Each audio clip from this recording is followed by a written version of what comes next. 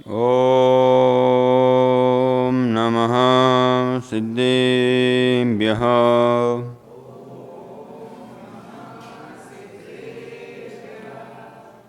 छायिकमनन्तमेकं त्रिकालसर्वार्थयुगपदौ भासं सकलसुखधाम सततं वन्देऽहं केवलज्ञानं। नमो अरिहन्ताणं नमो सिद्धाणं नमो आयरीयाणं नमो वज्रायाणं नमो लोयसवसाहुणम्। श्री 1008 शांतिनाथ भगवान की, श्री 1008 पार्श्वनाथ भगवान की, श्री 1008 महावीर भगवान की, आचार्य गुरु भगवंत श्री 108 विशुद्ध सागर जी गुरुदेव की।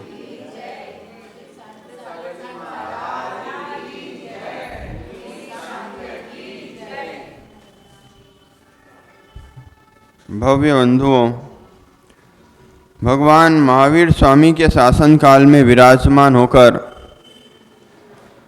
हम उनके पावन पीयूष देशना का यहाँ रसपान कर रहे हैं। तीर्थंकर जिनेन्द्र की यह पीयूष देशना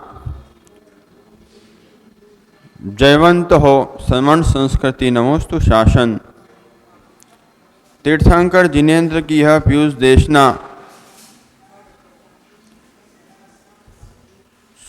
शुभ में प्रवृत्ति करवा देती है और अशुभ से निवृत्ति करवाने में कारण बनती है।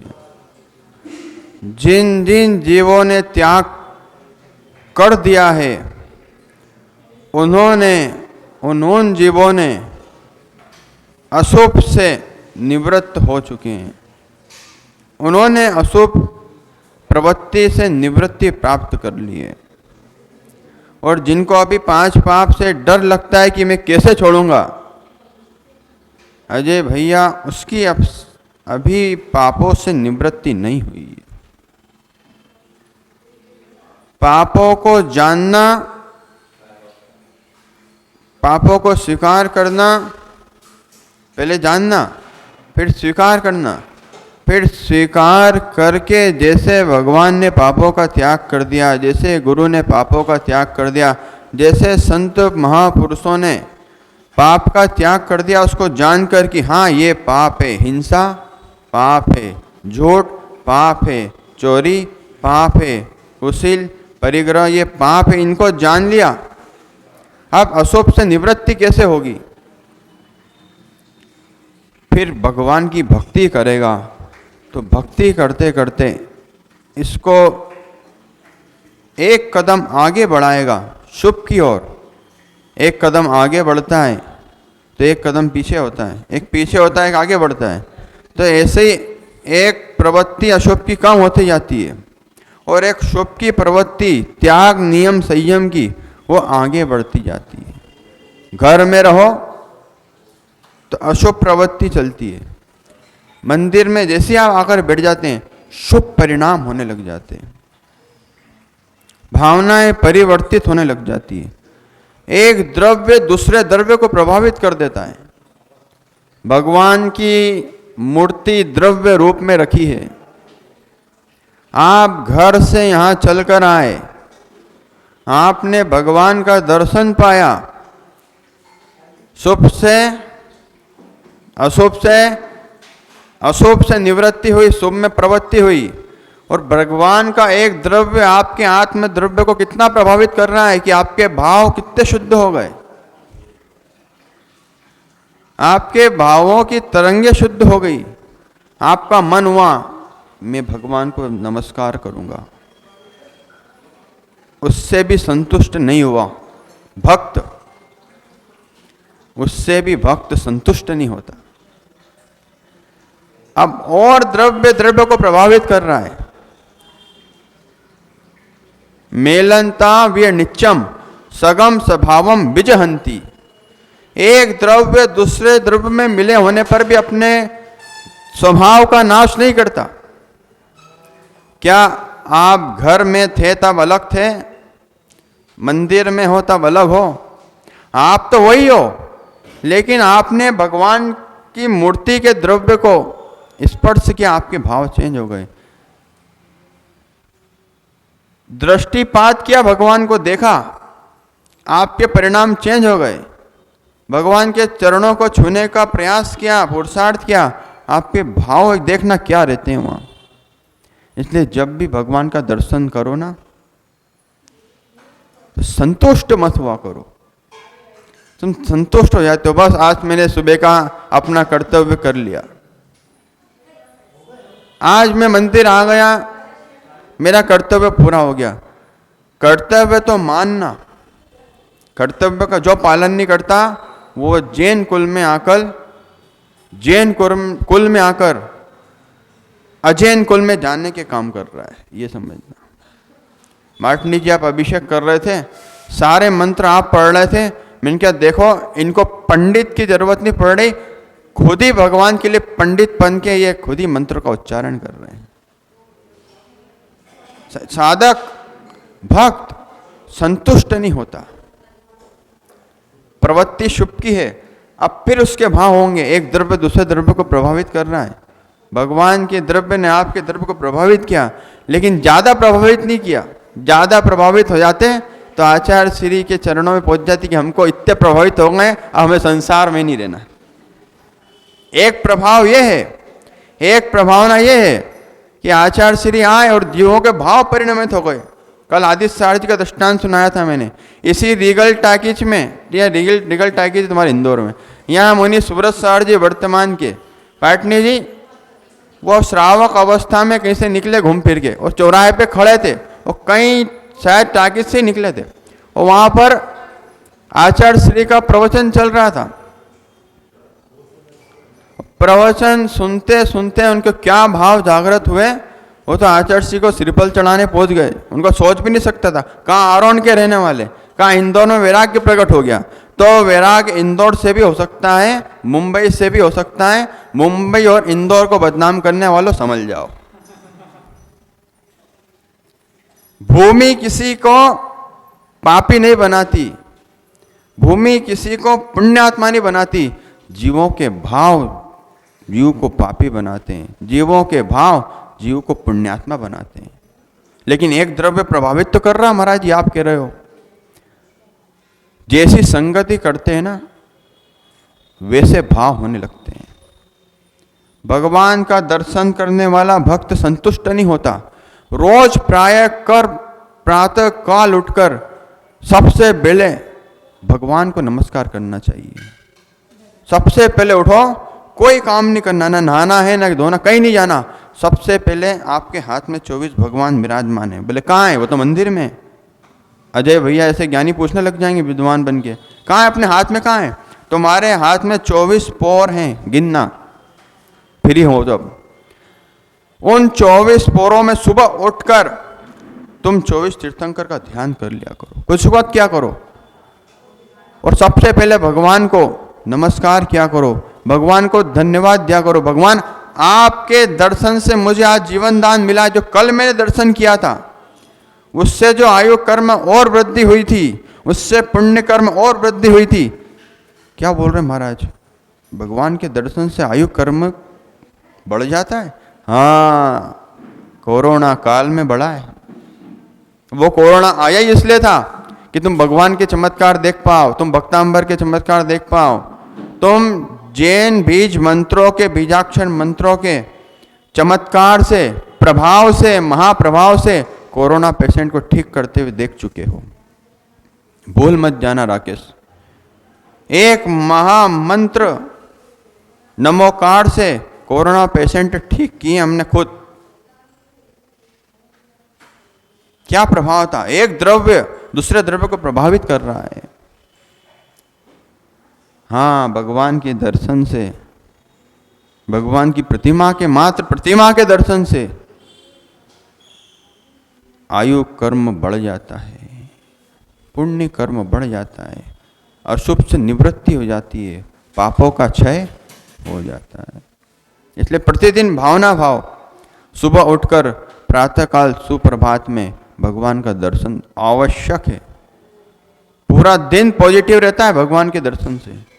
राकेश, तुमको कितनी बार दर्शन होते हैं भगवान के और कितनी बार करते हो? एक बार सच्चे मन से रोज दर्शन किया करो कि भगवान मैं आपके यहाँ नौकरी करता हूँ, आपकी सेवा करता हूँ, लेकिन ये मैं आपका भक्त आपको सच्चे मन से नमस्कार भी करता हूँ। तुरंत विशुद्धि बनती है। फिर भक्त संतुष्ट नहीं होता। जैसे किसी को भोग अच्छे लगते हैं, कोई प्रिय वस्तु, उससे पूछो तुझे क्या अच्छा लगता है, बोले मुझे आम अच्छा लगता है। मीठे में रसभरी अच्छी लगती है, बोले मुझे नहीं लगती, नहीं तुम बनाने लग जाओ। बहुत चालू लोग हैं इंदौर के। अब महाराज सेटिंग बना रहे हैं, मैं अपनी व्यवस्था नहीं बता रहा हूँ, मैं बता रहा हूँ किसी जीव से पूछो तुझे क्या अच्छा लगता है, वो बोलेगा मुझे इस प्रकार की वस्तु अच्छी लगती है। एक सच्चे जिनेंद्र भक्त से पूछो तुझे क्या अच्छा लगता है, वो कहेगा मुझे भगवान का अभिषेक अच्छा लगता है, मुझे गुरु की वाणी अच्छी लगती है, मुझे गुरु का दर्शन अच्छा लगता है। संतुष्ट मत होकर बैठ जाना कि मैंने दर्शन कर लिया, नहीं। फिर वो भगवान को देखकर प्रभावित हो रहा है। रावण भी प्रभावित हुआ था। शुभ में प्रवृत्ति चल रही थी रावण की, रावण भी प्रभावित हुआ। रावण शांतिनाथ भगवान की भक्ति कर रहा था। राकेश, भक्ति करो तो रावण से प्रेरणा लेकर करना।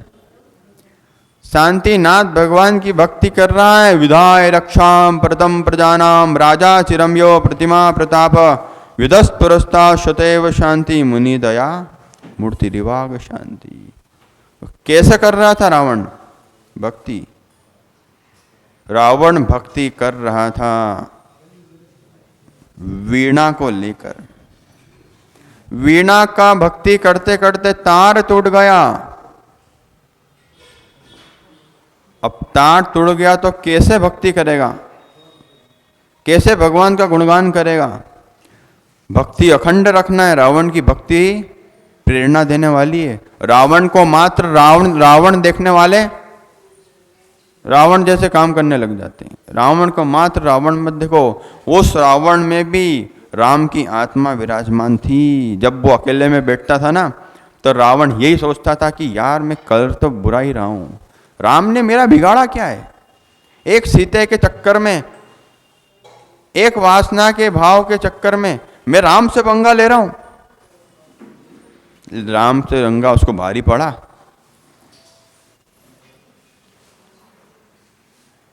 ऐसे ही भक्ति कर रहा था वो जिनेंद्र भगवान की, तो इसलिए तो भविष्य का वो भगवान बनेगा।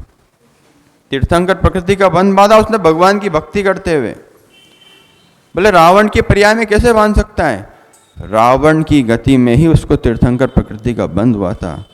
अभिषेक किए, भगवान के जिनालों की वंदना करी उसने। विद्याधर था, विमानों से जाता था। तुम तो फॉर्च्यूनर में जाते हो, तुम तो BMW में जाते हो जो धरती पर विचरण करती है।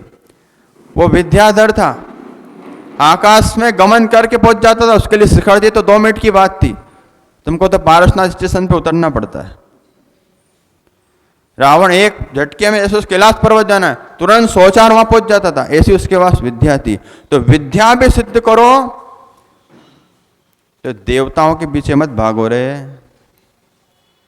देवताओं के पीछे मत भागो, सिद्धि के पीछे मत भागो कि मुझे सिद्धि हो जाए कि मैं भगवान के दर्शन करने पहुंच जाऊं।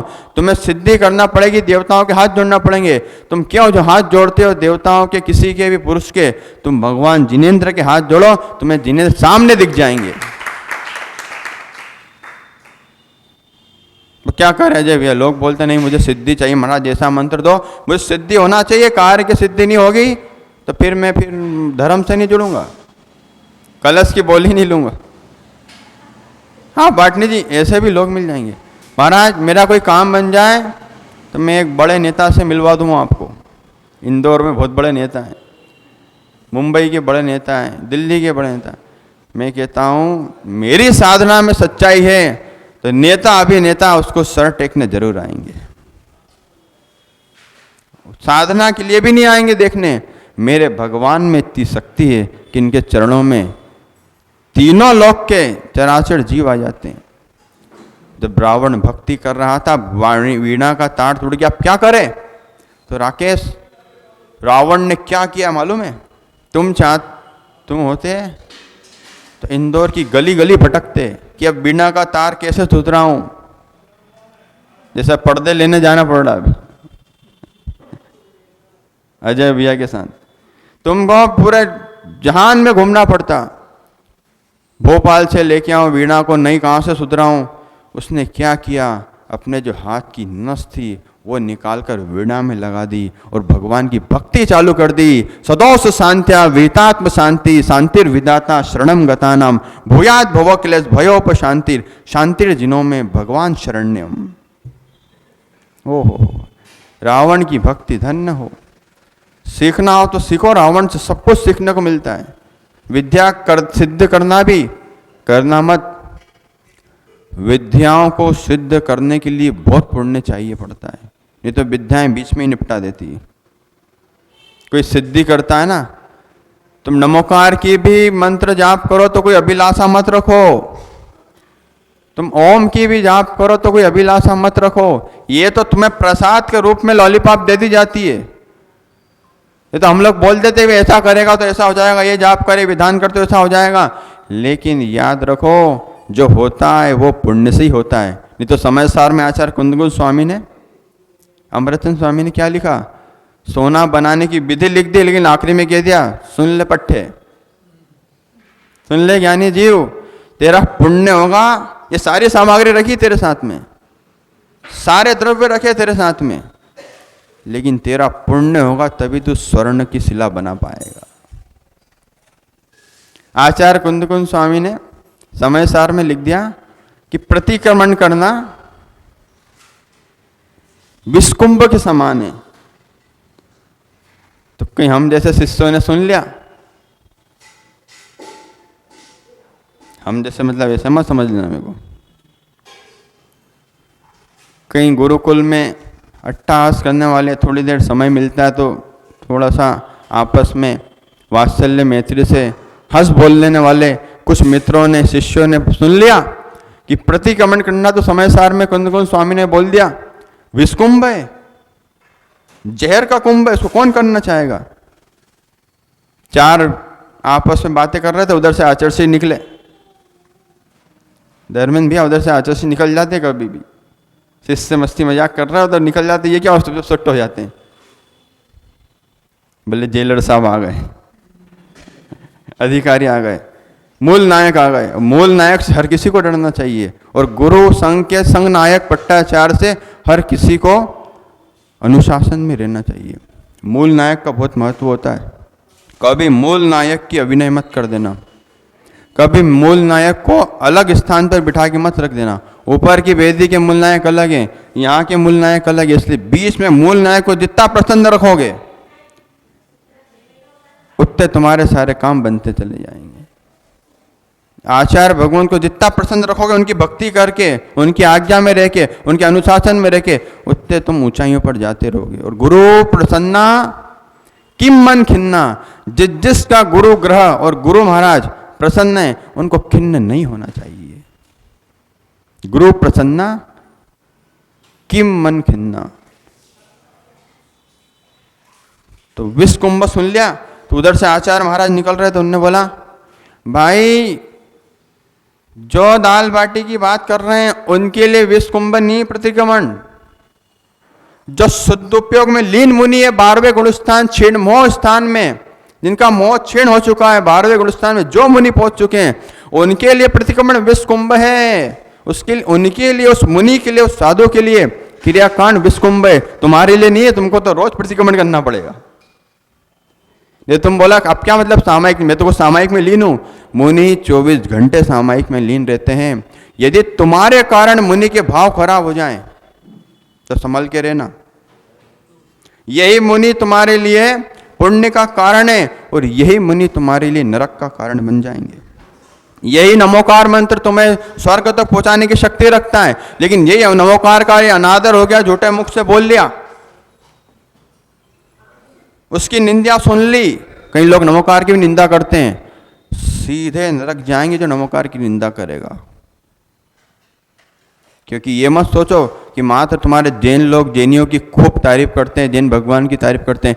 ऐसे भी जैन भगवान से ईर्ष्या रखने वाले आज भी लोग हैं जो उनके नाम पे ऐसे मोटे मोटे ग्रंथ खंडन में बना रहे हैं कि जैन दर्शन का कैसे खंडन करूं, जैन मुनि का कैसे खंडन करूं, जैन भगवान का कैसे खंडन करूं। इसलिए तो इतनी मूर्तियां खंडित दिख रही है।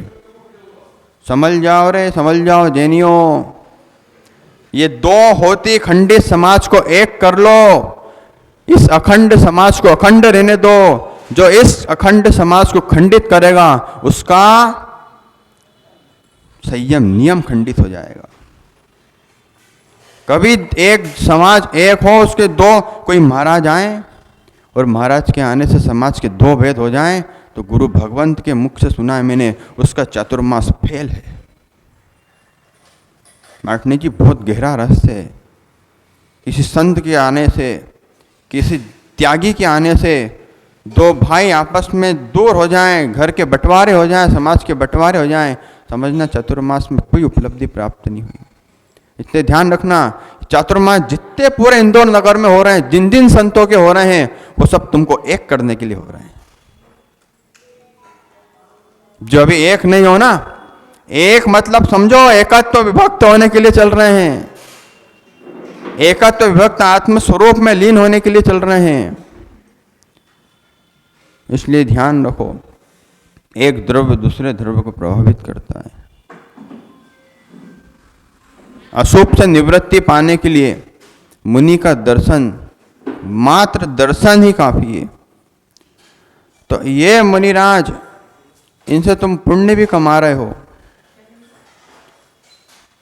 यही मुनिराज तुम्हें अशुभ से निवृत्ति की ओर ले जा रहे हैं, तुम्हें शुभ में प्रवृत्ति दिला रहे हैं और बतला रहे हैं कि तुम भी भगवान बन सकते हो। तुम भी चाहो तो भगवान की भक्ति करते करते अपना इतना पुण्य बढ़ा लेना, इतना पुण्य बढ़ा लेना कि जिस भाव में जाओ वहां तुम्हारा सम्यक तो ना छूटे। जिस गति में तुम जाओ, और जिसको अजय भैया इस पर्याय में, कौन सी पर्याय आपकी बताओ, जोर से तो बोलो। ये इंदौर वाले शर्माते बहुत हैं। भरत काला समझाओ इनको, समझाते बहुत हैं, शर्माते बहुत हैं। समझाते तो हैं एक दूसरे को, जब बिना बोले राय बांटने के लिए तो सब खड़े हो जाएंगे। घर में ध्यान रखना, घर में सम्मान प्राप्त करना हो तो जब तक कोई घर में राय ना मांगे, जब तक किसी को राय देने मत जाना, जब तक किसी को ज्ञान देने मत जाना। बोले महाराज आप तो बिना बुलाए ज्ञान बांट रहे हो। अरे मैं ज्ञान नहीं बांट रहा हूं, मैं ज्ञान दान कर रहा हूं। रहस्य है, एक व्यक्ति ज्ञान बिना बोले देता है, बहुत सारे रायचंद मिल जाएंगे, बहुत सारे, जो कभी अजय भैया मंदिर नहीं आते हैं, जो कभी गुरु के पास नहीं आते हैं। नहीं महाराज जी को ऐसे नहीं, ऐसे रहना चाहिए। तुम्हारे पिताजी बना के गए महाराज जी को, तुम्हारे पिताजी ने जन्म दिया है महाराज को। महाराज जी को इंदौर में नहीं, मुंबई में आना चाहिए। हर भक्त चाहता है, याद रखना, अभी जांदा से हम निकल के आ रहे थे ना अजय भैया, हर व्यक्ति ने चतुर्मास को श्रीफल चढ़ाया, लेकिन तुम्हारे मल्हारगंज का पुण्य इतना तेज था कि दोनों महाराजों को यहां लेकर आ गए। हर श्रावक ने भावना भाई, और हर श्रावक को भावना चाहिए। मैं तो कहता हूं सारे गुरु भक्तों से मेरा कहना है कि जितने इंदौर में चतुर्मास चल रहे हैं, सब मुनियों की निरंतर हाटचर्या, निरंतर संयम चर्या की भावना भाया करो। कि जितने मुनि संघ हैं, मुनि हैं, गुरु महाराज हैं, मुनि आदि का, श्राव श्रविका, छुल्लक छुल्लिका, जितने त्यागी बने, इनका संयम निर्दोष पूर्वक चले। तुम्हारी चारित्र मोहिनी कर्म की क्षिपणा हो रही है। जो कभी मंदिर नहीं आते, गुरु के पास नहीं आते, मंदिर नहीं आने वाले मंदिर में ज़्यादा खोट निकालते। मंदिर में ऐसा है, पंखा वहाँ होना चाहिए, ये कैमरा यहाँ होना चाहिए, वो तस्वीर वहाँ होना चाहिए। अरे मंदिर में भगवान के सेवक काम कर रहे हैं, श्रावक तो निमित्त मात्र है। हर मूर्ति का, हर प्रतिमा का अपना अतिशय होता है, ध्यान रखना। और यहाँ का अतिशय बहुत बड़ा अतिशय है मल्हारगंज का, शांतिनाथ भगवान का अतिशय। अब तुम बोलोगे महाराज एक आध अतिशय बता, फिर हम जानेंगे। फिर वही बात हो जाएगी, एक आध विधान करो, तुम्हारे घर में कोई अच्छा हो जाए, तुम बोलोगे अतिशय होगा। ये बहुत छोटी बात है। सबसे बड़ा अतिशय तो यह है कि चंद्रसागर महाराज कितने वर्षों हो गए उनको बनाए गए मंदिर को, वो भी चले गए, मंदिर बनाने वाले भी चले गए। इस पंचम काल का मल्हारगंज शांतिनाथ मंदिर का जो अतिशय है वो ये है कि जब मंदिर की प्रतिष्ठा हुई थी, जिन भावों से एक द्रव्य दूसरे द्रव्य को प्रभावित करता है, जिन भावों से मुनिराज ने शांतिनाथ भगवान की प्रतिष्ठा करी थी, की होगी, वो प्रतिष्ठा का अतिशय आज भी है कि इतने सारे लोग रोज भगवान का दर्शन करने आते हैं। इसलिए ये मत कहना कि धर्मात्मा कम हो रहे हैं, पाप ज्यादा बढ़ रहा है। पाप के साथ पुण्य भी बढ़ रहा है, पाप भी बढ़ रहा है, हिंसाएं भी हो रही है। लोग एक रसना इंद्रिय के चक्कर में अभक्षा सेवन भी कर रहे हैं। मांसाहारी बढ़ रहे हैं तो शाकाहारी भी बढ़ रहे हैं, श्रावक बढ़ रहे हैं तो मुनि भी बढ़ रहे हैं। पहले मुनि नहीं होते थे, ये चातुर्मास तो छोड़ो होवा ही नहीं करते थे। पूर्व के समय में तो अजय भैया शिखरों की चोटियों पर मुनिराज बैठते थे। शीतकाल में गिम्मे गिरी सिर था वरिसा यार रुख मुरने जैसु सिसरे वाइन सेना ते साहु वंदी मोनिचम। वे साधु को मैं नमस्कार करता हूं। तो मतलब मैं को नहीं करोगे, तुम उन्हीं को करोगे। किनको? जो शिखरों की चोटी पर बैठे हैं, पहाड़ों पर बैठे, जंगलों में रह रहे हैं, समाज से, माइक से, किसी से कोई मतलब नहीं है। अरे वे साधुओं का क्षेपसम जिन कल्पी मुनिराज, वे साधुओं का क्षेपसम जिनेंद्र भगवान के समान हुआ करता था। आज तुम्हारे खान पान के चक्कर में मुनियों का भी स्वास्थ्य ऊपर नीचे होता रहता है। इसलिए थाली बताओ ना, जो महाराज उठवाएं वो उठाना चाहिए। अजय भैया क्या होता है, आपने थाली बताई, लोगों श्रावक माताएं बोले महाराज 23 घंटे तुम्हारे और 1 घंटा मेरा। माँ आ जाते हैं, नहीं 24 घंटे तुम कुछ भी बोल देंगे, 1 घंटा तो हम बिल्कुल मौन है, आप बोल नहीं सकते, बोलोगे दोस्त लग जाएगा, माना महाराज नहीं खिलाओगे, हार में बोल दोगे। तो जो सामग्री उठवाई जाती है वो त्याग होता है, इसलिए उठवाई जाती है। महाराज ये तो मैंने आपके लिए बनी, जहां आपने बोल दिया महाराज मैंने आपके लिए बनाई, मैं ओम शांति हो जाता है, उसका त्याग हो जाता है। ये तो आपने आपके लिए बनी अजय भैया। धर्मेंद्र भाई आप आपके लिए चौका लगाते हो, महाराज को आप अपने पुण्य के लिए और अपने दानांतराय कर्म के क्षेपसम के लिए बुला लेते हो। याद रखना, जिनका दान अंतराय कर्म का क्षेपसम है वो ही चौका लगाकर हार दे पाएगा, नहीं तो और किसी के भाव भी नहीं होंगे। जिसके दान अंतराय कर्म का क्षेपसम नहीं है वो तो आए जाओ, रखे जाओ और मरे जाओ। तेरा तो तेरा, मेरा तो मेरा, तेरा भी मेरा, ऐसा बोलेगा वो तो उसका भाव भी नहीं होगा ना। क्षेपसम बहुत कम है उसका।